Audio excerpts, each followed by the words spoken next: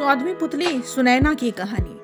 14वीं पुतली सुनैना ने जो कथा कही वह इस प्रकार है। राजा विक्रमादित्य सारे निर्पोचित गुणों के कारण सागर थे। उन जैसा न्यायप्रिय, दानी और त्यागी कोई न था।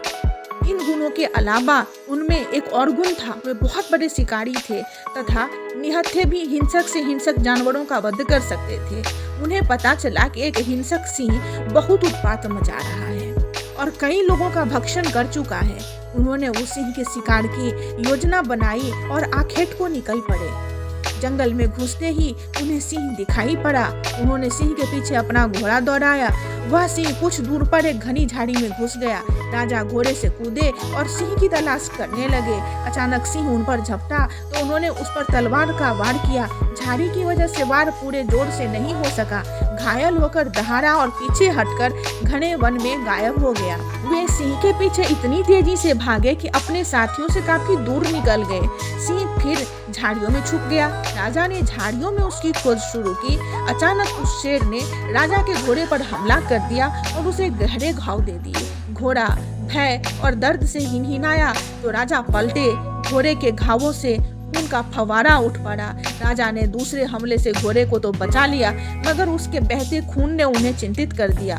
वे सिंह से उसकी रक्षा के लिए उसे किसी सुरक्षित जगह ले जाना चाहते थे, इसलिए उसे लेकर आगे बढ़े। उन्हें उस घने वन में दिशा का बिल्कुल ज्ञान नहीं रहा। एक जगह उन्होंने एक छोटी सी नदी बहती देखी। वे घोड़े को लेकर नदी तक आए ही थे कि घोड़े ने रक्त अधिक बह जाने के कारण दम तोड़ दिया। उसे मरता देख राजा दुख से भर उठे। संध्या गहराने लगी थी, इसलिए उन्होंने आगे न बढ़ना ही बुद्धिमानी समझा। पेड़ से टिककर अपनी थकान उतारने लगे। कुछ ही क्षणों के बाद उनका ध्यान नदी की धारा में हो रहे कोलाहल की ओर गया।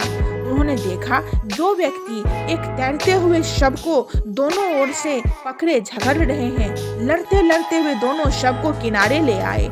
उन्होंने देखा उनमें से एक मानव मुंडों की माला पहने विभस्त दिखने वाला कपालिक है और दूसरा एक बेताल है जिसकी पीठ का ऊपरी हिस्सा नदी के ऊपर उड़ता सा दिख रहा था। वे दोनों उस शव पर अपना अपना अधिकार जता रहे थे।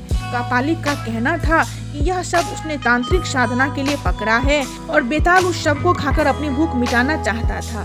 दोनों में से कोई भी अपना दावा छोड़ने को तैयार नहीं था। विक्रम को सामने पाकर उन्होंने उन पर न्याय का भार सौंपना चाहा तो विक्रम ने अपनी शर्तें रखी।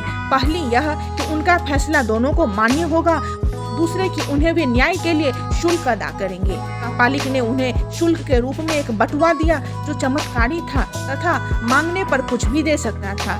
बेताल ने उन्हें मोहिनी चंदन काष्ठ का टुकड़ा दिया जिसे घिसकर लगाकर अदृश्य हुआ जा सकता था। उन्होंने बेताल को भूख मिटाने के लिए अपना मृत घोड़ा दे दिया तथा कपालिक को तंत्र साधना के लिए शव। इस न्याय से दोनों बहुत खुश हुए तथा संतुष्ट होकर चले गए। रात घिर आई थी और राजा को जोरों की भूख लगी थी, इसलिए उन्होंने बटुए से भोजन मांगा।